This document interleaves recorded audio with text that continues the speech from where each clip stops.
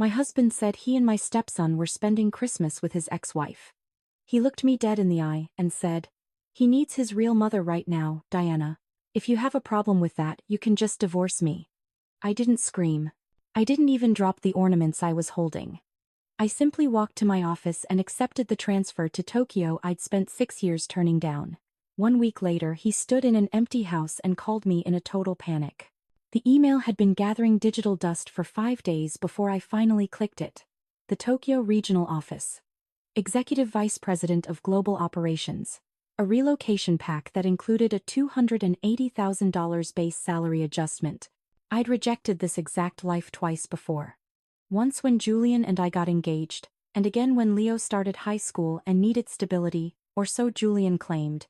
The company had been circling back every 15 months like a persistent suitor, sweetening the pot until it was impossible to ignore. Julian found me staring at my screen in our study.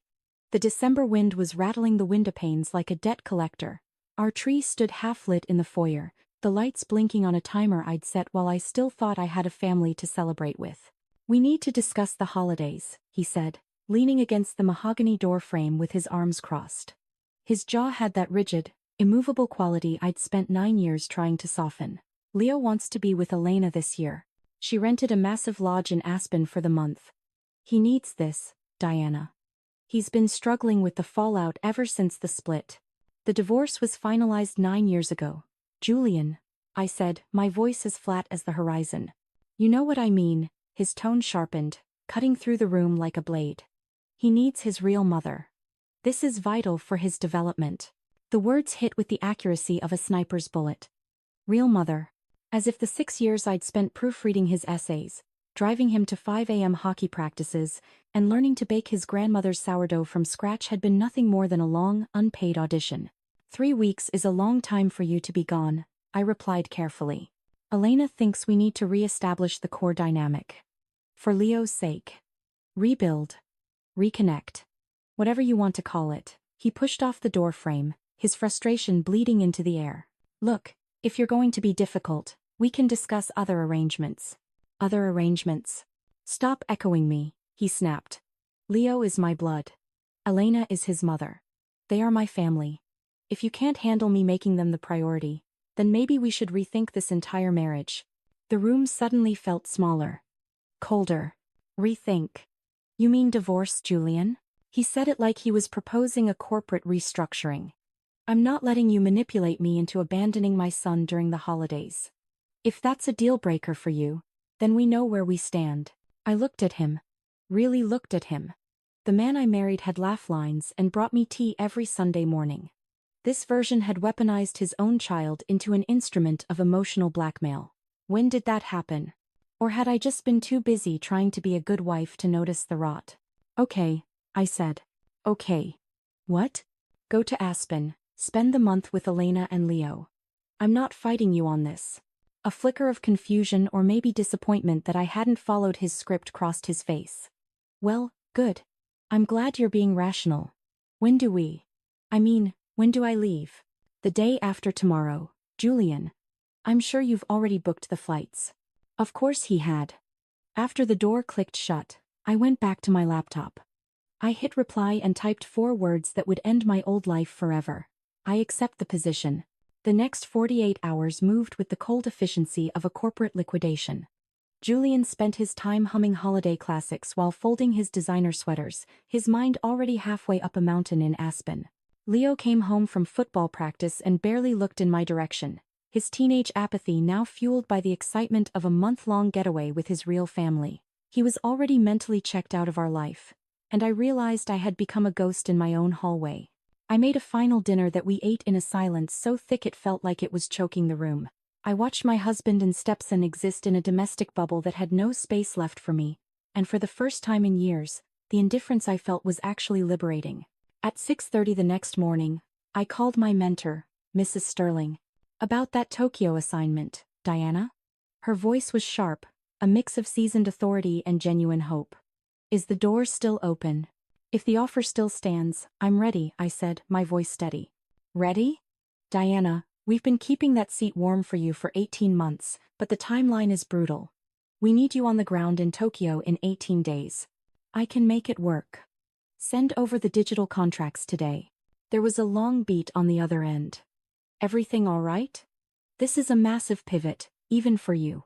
Everything is finally clear, Mrs. Sterling. I'm just ready for a career success that doesn't require me to apologize for my existence. After we hung up, I didn't cry. I started making spreadsheets. What to pack, what to sell, what to erase. Our luxury condo was in both our names, but I had been covering 80% of the mortgage and all the property taxes since Julian's boutique consulting firm hit temporary rough waters 3 years ago.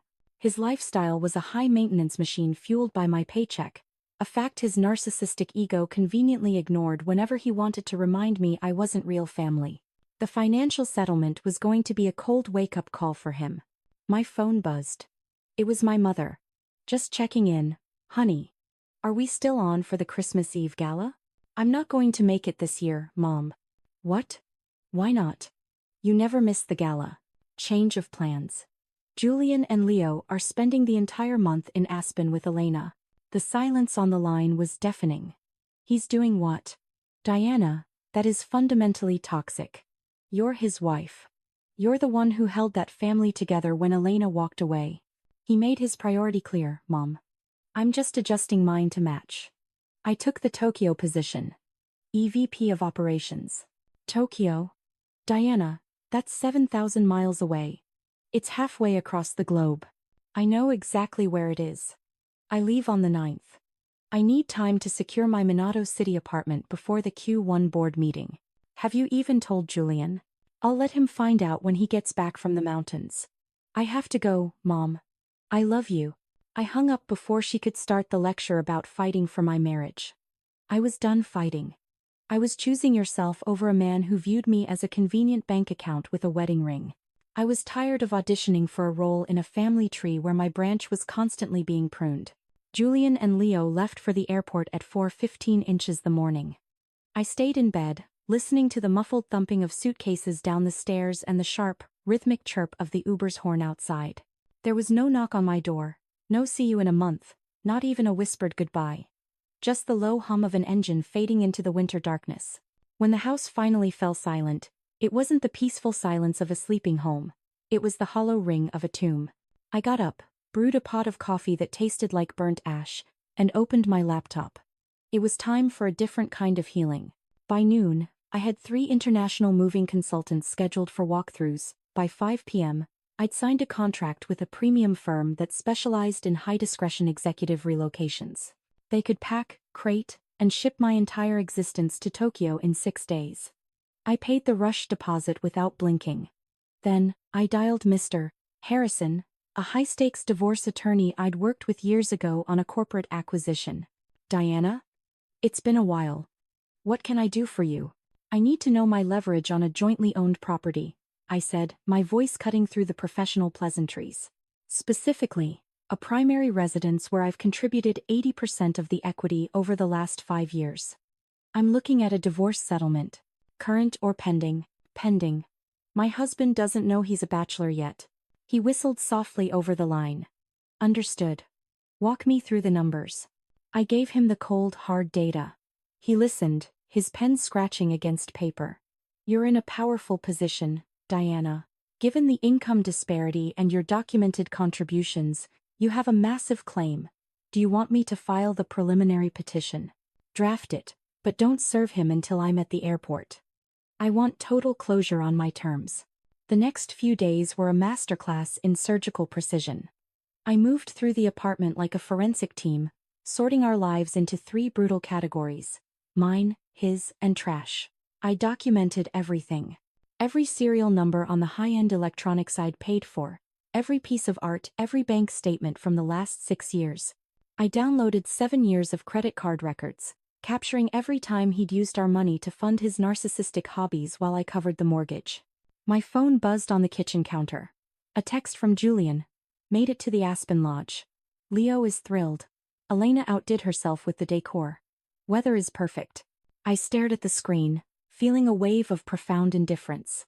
I didn't reply. I didn't even feel the urge to block him yet. He was already a ghost to me. The moving crew arrived on a gray Tuesday morning. 3 men with a fleet of boxes and enough bubble wrap to cushion a fall from a skyscraper. I supervised as they wrapped my mahogany desk, my library of first editions, and my designer wardrobe. Moving to Japan. Huh? The crew chief asked, sealing a crate. That's a hell of a promotion. It's more than that, I said, watching them load the last of my life into the truck. It's a fresh start. By Thursday, the apartment looked skeletal. Every room echoed with a haunting, metallic ring. I'd left Julian's things exactly where they were: his side of the closet, his espresso machine, his stacks of unread magazines, but the gaps where my life used to be were glaring. I was no longer his priority, so I had simply removed myself from the equation. I hired a white-glove cleaning service to come in on Friday afternoon. I wanted the marble countertops polished until they were mirrors and the floors scrubbed until every trace of my footsteps was gone. I wanted it to be clinically, painfully clear that I hadn't left in a fit of rage or a momentary lapse of reason. I had left with the cold precision of a surgeon removing a tumor. Gone, but with the paperwork to prove it was intentional. Every empty drawer was a statement. Every bare wall was a sentence in a divorce decree he hadn't seen coming. Friday evening, I checked into a corner suite at the airport Hilton. I sat by the floor-to-ceiling glass with a glass of expensive Cabernet, watching the silver bellies of the international jets rise into the winter clouds. My phone remained a dead weight on the nightstand. Julian hadn't called. He hadn't even sent a "hope you're okay" text. Neither had Leo. I was just the invisible infrastructure of their lives, the woman who made sure the bills were paid and the fridge was full, but who vanished the moment the real family took center stage. Fine. Let them have their Aspen fantasy. I had an entire future to engineer, and for the first time, I was my own top priority. I spent the weekend finalizing my healing through logistics. I updated my global entry, confirmed my shipping insurance, and bought a set of designer luggage that felt like armor. I dove into research on Minato City, mapping out the distance from my new high-rise to the glass and steel tower where I'd be running operations. The relocation package Mrs. Sterling sent over was more than just a promotion. It was a blueprint for a life where I was finally the protagonist. A housing stipend that made Julian's luxury preferences look like a budget motel, a private driver, and a salary adjustment that guaranteed my career success would never again be tied to a man who viewed me as an afterthought. "You'll thrive in the East, Diana," Mrs. Sterling had written in her latest email. "The team in Japan is hungry, disciplined, and they value efficiency above all else. They're waiting for a leader who doesn't blink." I hoped she was right. I needed to be in a place where efficiency was a virtue, not a reason for a narcissistic husband to call me cold. Sunday night, I called my mother one last time. "How are you holding up?" she asked, her voice tight with the kind of Midwestern anxiety I'd moved away from years ago. "I'm lighter, Mom. I'm actually looking forward to the 14-hour flight. Diana, Julian's sister, has been calling. They're hearing whispers. You need to talk to him before this becomes a legal war." "There is no war when one side has already left the battlefield," I said, watching a plane disappear into the night sky. "He told me to walk away if I didn't like being his second choice. I'm just following instructions. But running away doesn't fix a marriage." "I'm not running, Mom. I'm choosing yourself. There is a massive difference between escaping and evolving. I've spent years being the acceptable option, the person who came second to a woman who wasn't even in the room. I'm tired of trying to fit into a frame that was never built to include me." We hung up with a heavy silence between us. I felt a wave of profound indifference. My old life wasn't a tragedy.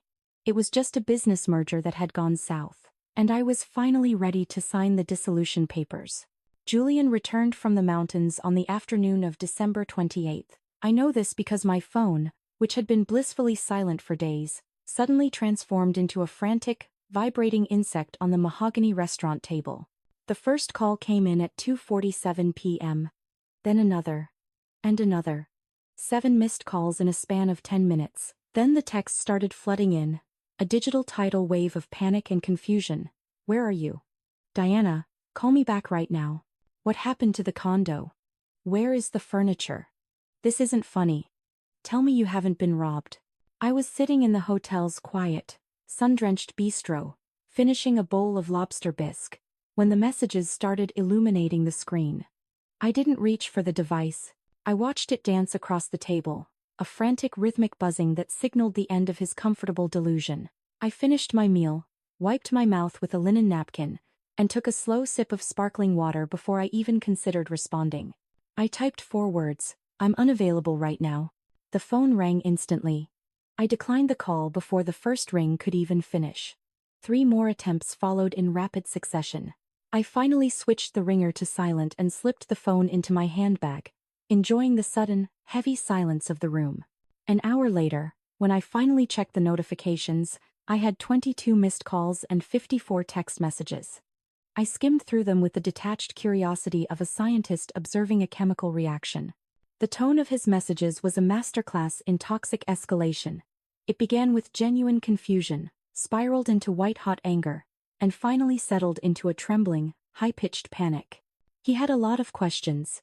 He wanted to know where I was, why the apartment looked like a crime scene, and why I had ransacked our home. Ransacked, as if removing my own property items I had researched, purchased, and maintained was an act of felony theft. He couldn't wrap his narcissistic brain around the idea that I wasn't just a piece of the scenery that had gone missing. I had been the one who curated that life, and I had simply taken the gallery with me when the lead artist proved to be a fraud. I waited until the sun had dipped below the horizon before I finally dialed his number. He answered before the first ring was even halfway through. "What is going on?" His voice was ragged, stripped of its usual self-assured polish. "Diana, where the hell are you? The place is empty. Everything is gone. Did we get cleaned out?" "I moved out, Julian," I said, my voice as calm as a frozen lake. "I simply took my belongings with me." "You what? What do you mean you moved out?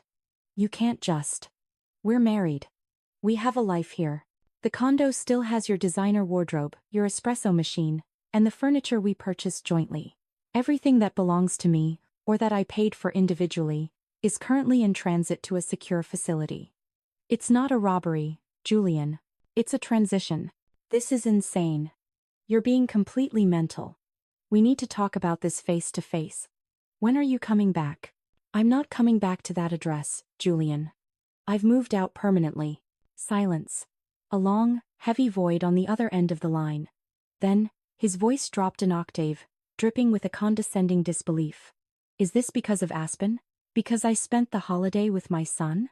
Are you seriously throwing a tantrum and dismantling our home because of a ski trip?" A tantrum. 5 years of financial support and emotional labor reduced to the behavior of a spoiled child. "This isn't about the ski trip, Julian," I said, the indifference in my voice finally starting to rattle him. "This is about you telling me to divorce you if I couldn't handle you prioritizing Elena and Leo over our marriage. I realized you were absolutely right. So, I'm handling it. I'm taking your advice." Julian's breathing hitched on the other end of the line. It was that low, vibrating whine he used when a client was about to fire his firm, a desperate attempt to regain control of a narrative that was slipping through his fingers. "Diana, come on. Let's be adults here. I didn't actually want a divorce. I was under a massive amount of pressure with Elena and Leo. I was frustrated. You were being difficult about the Aspen Lodge, and I just needed you to understand how vital that trip was for my son's stability." "I understood perfectly, Julian," I replied, my voice as steady as a heartbeat on a monitor. "You made your priority crystal clear.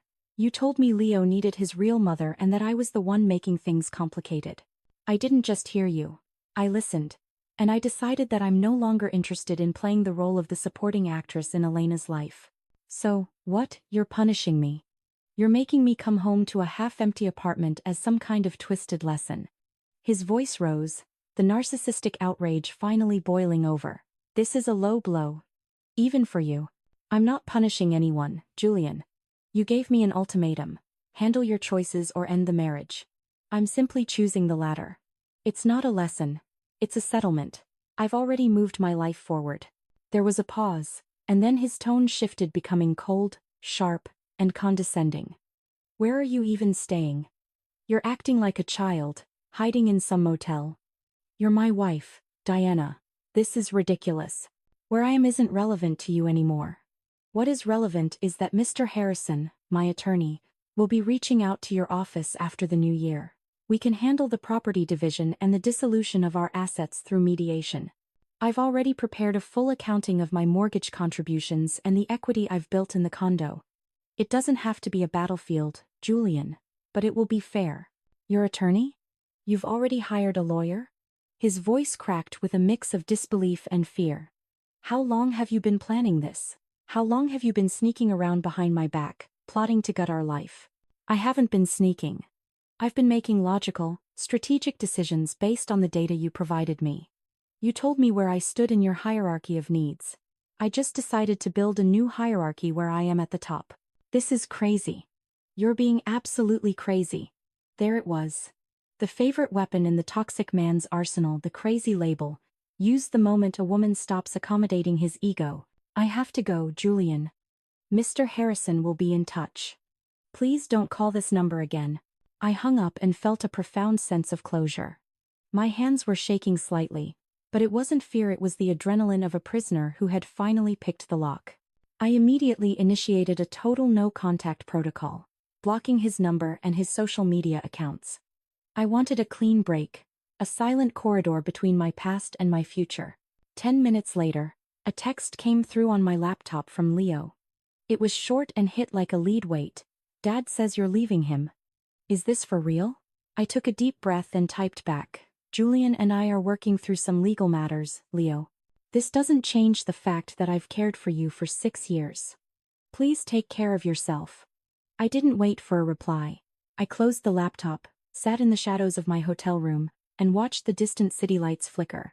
I was a week away from Tokyo, a week away from my career success truly beginning, and for the first time in a decade, the silence didn't feel lonely.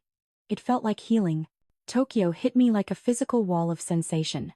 Even in the heart of January, there was a specific, electric humidity in the air that felt alive, vibrating with a frequency I hadn't felt in years. The train station was a choreographed press of bodies, a sea of commuters moving with a silent, terrifying efficiency that mirrored my own internal state. The linguistic symphony of a city I had studied for months but still barely grasped swirled around me like a digital mist. Neon signs in shades of electric blue and candy apple red blazed through the jet-lagged haze as my taxi crawled through the labyrinth of streets toward Minato City. My service apartment exceeded every corporate promise.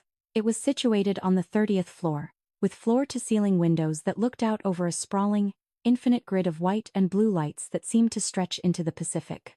The furniture was minimalist, almost clinical, a blank canvas of pale wood and gray silk where no one knew I had once been a second-class citizen in my own home. There was no trace of Julian's heavy cologne here, no lingering scent of Leo's gym bag, no ghosts of Elena's influence. It was anonymous, expensive, and entirely mine. I collapsed onto the high thread count sheets and slept for 15 hours straight, a deep, dreamless slumber that felt like the first real stage of healing my brain had allowed in a decade. When I Kui-Kung surfaced, my phone, which remained under a strict no-contact protocol, showed a series of professional welcome messages from Mrs. Sterling. Hope you've landed safely, Diana. Take the weekend to find your feet and adjust to the time zone. See you Monday morning. The board is eager to see you in action. I spent Saturday navigating the geography of my new reality. I found a konbini, a convenience store that was a marvel of hyperorder and gourmet fresh food, a far cry from the cluttered grocery stores back home.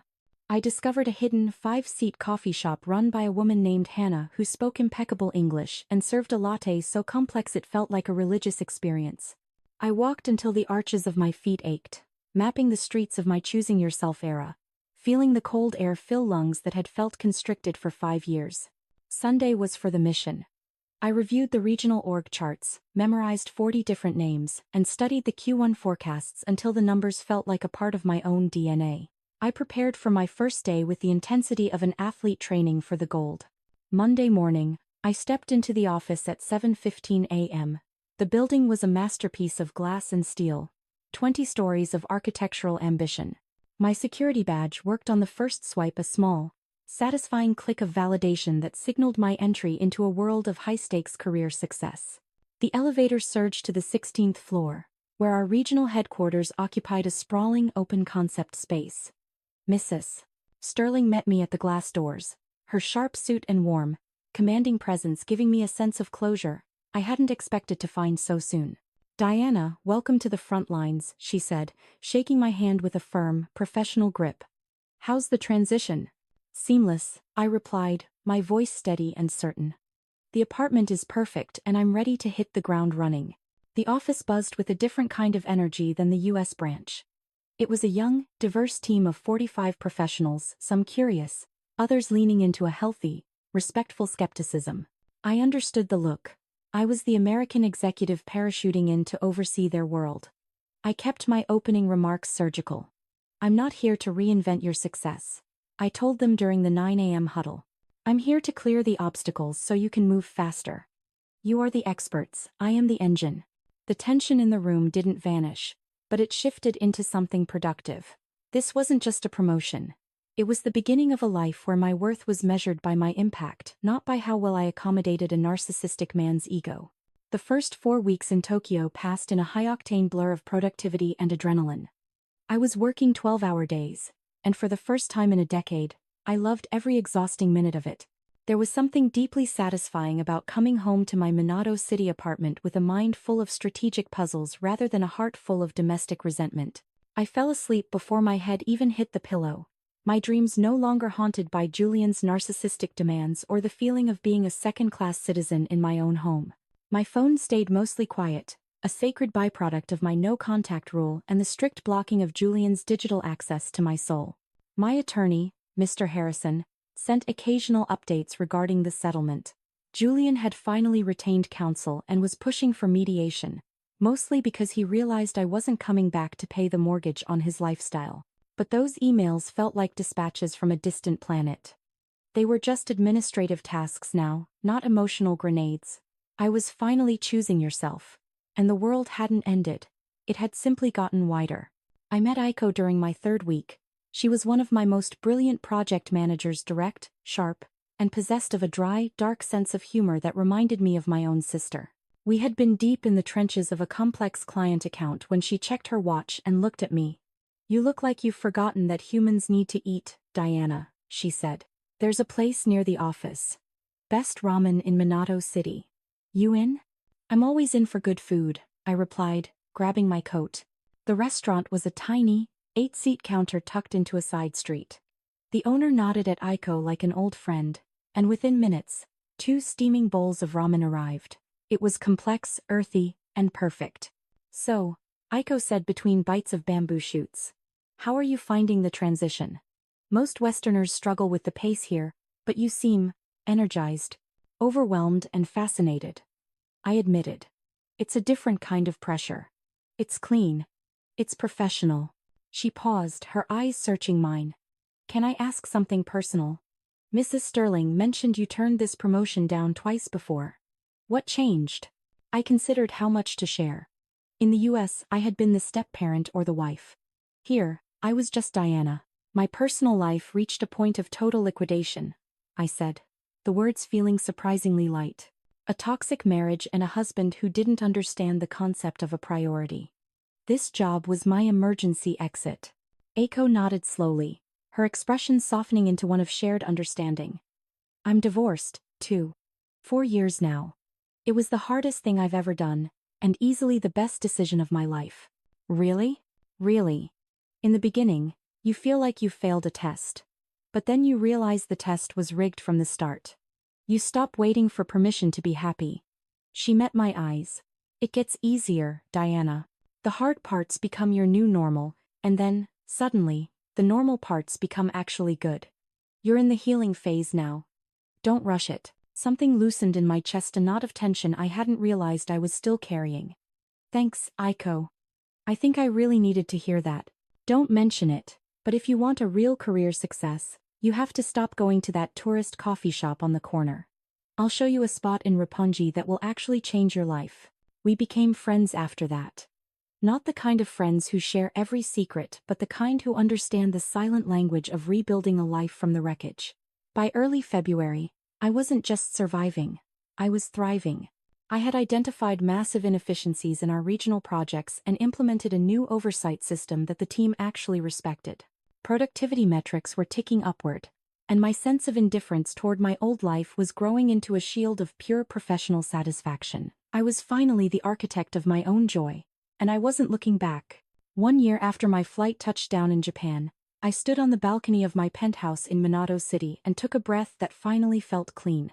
My life had undergone a total transformation from a state of quiet desperation to a peak of career success. I had been elevated to regional vice president, overseeing a division of 70 people who respected my vision. And I had cultivated a circle of friends who valued me for my intellect, not my ability to serve as a domestic buffer. I had built a sanctuary that was entirely mine, no emotional negotiations, no narcissistic ultimatums, and no more wondering if my needs were allowed to occupy space in the world.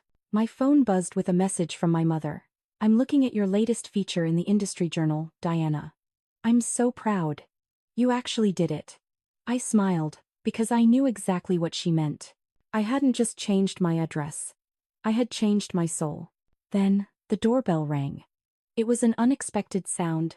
I wasn't waiting on a delivery, and the building's concierge usually announced guests via the intercom. I checked the security monitor. A woman in her mid-40s stood in the hallway, dressed in sharp, professional attire but looking visibly unsettled. I opened the door cautiously, keeping the security chain engaged. "Can I help you, Diana Morrison?" I mean, Diana Sterling. She corrected herself, her Australian accent sounding sharp in the quiet corridor. "It's just Diana now." "Who are you?" "I'm Natalie. I work in the Singapore regional office. I know this is a massive ambush, showing up at your private residence without an appointment, but I'm in Tokyo for the Asian Operations Summit and I heard you were based here now. Could we talk for just 5 minutes? It's a matter of personal urgency." There was a frantic, sincere quality in her expression that made me disarm the chain. "Come in, Natalie." She entered, her eyes quickly assessing the minimalist luxury of my home. We sat in the living area, the skyline of the city shimmering behind us like a field of fallen stars. "I don't know how to start this," Natalie said, twisting her briefcase strap. "So I'll just be direct. I'm close friends with Elena Julian's ex-wife." The name hit the room like a shard of ice. I had successfully managed a total no-contact protocol with that part of my life for months. Hearing her name now felt like someone speaking a dead language I had worked hard to forget. "Okay," I said, my voice maintaining a polished, professional indifference. "She reached out to me a few months ago. She knew we were in the same company. She wanted me to relay a message to you, Diana. She said Julian has been calling her almost every single day since your settlement was finalized in May. He's been begging to get back together, claiming he made a catastrophic mistake. He's telling anyone who will listen that the Aspen Christmas trip was entirely her idea and that he only went along with it to keep the peace for Leo." I absorbed the information, feeling absolutely nothing. The news of his desperation didn't spark joy. It just felt like reading a weather report for a city I no longer lived in. "And why are you telling me this?" "Because Elena wanted you to know that she's not interested. She never was. She's been happily remarried for nearly 4 years to a man she actually loves. The Aspen trip was her genuinely trying to help Leo, who had been struggling with a deep depression at his prep school. Julian lied to you, Diana. He spun it into a 'we're building the family' narrative to weaponize her against you. He used his son as leverage in a toxic psychological game." I stood up and walked to the floor-to-ceiling glass. The city below was indifferent to this ghost story. "Natalie, I appreciate you making the trip. Truly. Nyung Julian and Elena and whatever narcissistic mess he's still manufacturing, that's not my concern anymore. I've reached total closure." "I know. That's exactly what Elena said you'd say. But she also wanted me to tell you that Leo asks about you constantly. He's at UC Berkeley now, a computer science major. And he made the dean's list his first semester. He told his mother that he finally realizes how much you did for him, how you were the only person who actually showed up for his competitions and his heartbreaks while his father was too busy admiring his own reflection." That one stung. A small, sharp throb of healing pain. I thought about the boy I'd helped with calculus and the essays that got him into that university. "I'm glad he's thriving," I said, my throat tightening.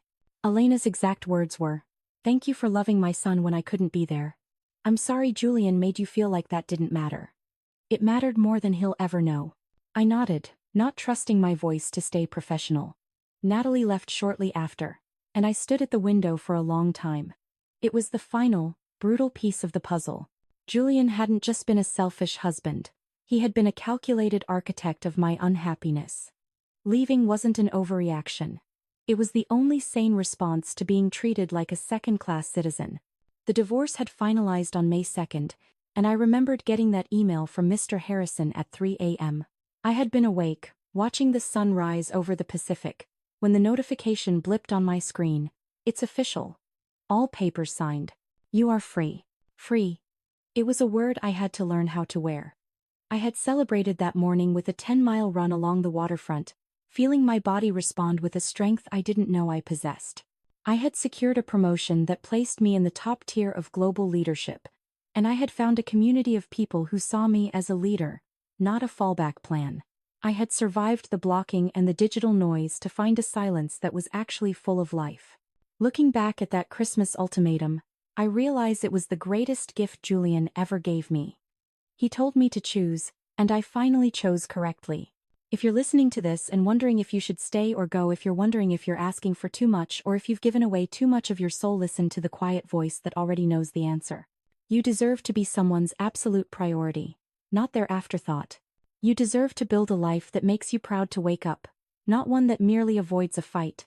Choosing yourself is a terrifying leap into the dark, but the life waiting on the other side, it is brighter than you can possibly imagine. I am Diana, and I finally decided that I was worth the effort.